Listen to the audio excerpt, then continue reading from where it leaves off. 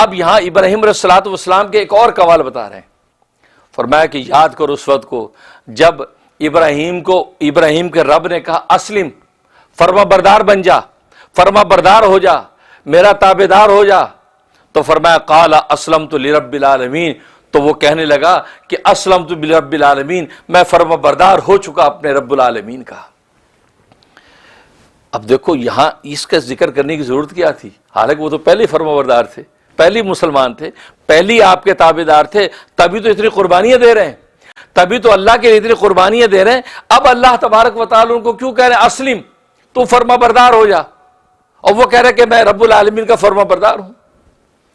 تو کیا بات ہے؟ اصل میں اللہ تبارک و تعالیٰ یہ بتلانا چاہتے ہیں کہ اطاعت کا عالم، وفا کا عالم یہ ہے کہ انہوں نے پلٹ کے اللہ سے یہ نہیں کہا کہ اللہ میاں کیا بات کر رہے ہیں، میں تو آپ کا پہلے سے فرما بردار ہوں، میں تو آپ کا تابعدار ہوں، اس تابعداری کی وجہ سے اتنی قربانیاں دی ہیں،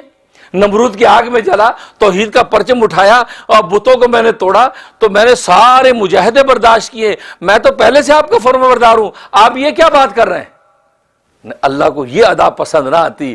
وفادار کی یہی ادا پسند آئی کہ فرما بردار ہو جا، فرمایا میں اللہ میں تیرا فرما بردار ہو گیا۔ اللہ نے کہا دیکھو اس کی اطاعت کا عالم یہ ہے، اور تمہاری حالت یہ ہے کہ دو چار باتیں ابراہیم کی نقل میں آج کیا کر لی، اس نقل پہ اتنا اکڑتے ہو کہ محمد کو ہم نہیں مانتے، ہم تو ملت ابراہیم کے پیروکار ہیں، ہم تو بڑے ترم خواہ ہیں، ہم تو اللہ کے بڑے پیارے ہیں۔ تمہاری حالت یہ ہے، ابراہیم جو تمہارا امام ہے اس کی تربیت دیکھو، اللہ نے جب کہا کہ اسلم تو کہتا ہے اسلمت لرب العالمین، میں سارے جہان کے رب کا تابعدار ہو گیا۔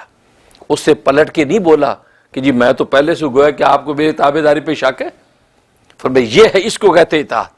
اس کو کہتے اطاعت۔ جب بے نفسی اس درجے کو پہنچ جاتی ہے، اور بے نفسی جب اس درجے کو پہنچتی ہے تو اللہ تبارک و تعالی اس کو بلند کر دیتے۔ اور تمہاری نفسانی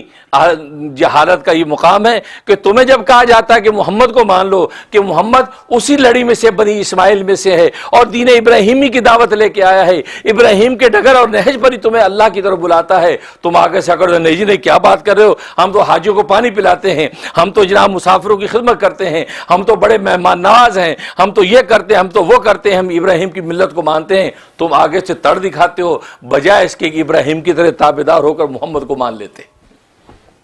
تو اس لیے یہاں فرمایا کہ وَإِذْ قَالَ الرَّبُّ أَسْلِمْ، جب یاد کرو اس وقت کو جب کہا ابراہیم کو اس کے رب نے اسلم، تو فرما بردار ہو جا، قَالَ أَسْلَمْتُ لِرَبِّ الْعَالَمِينَ، میں تو سارے جہانوں کے رب کا فرما بردار ہوں، میں تابعداری کا دامن تھامتا ہوں۔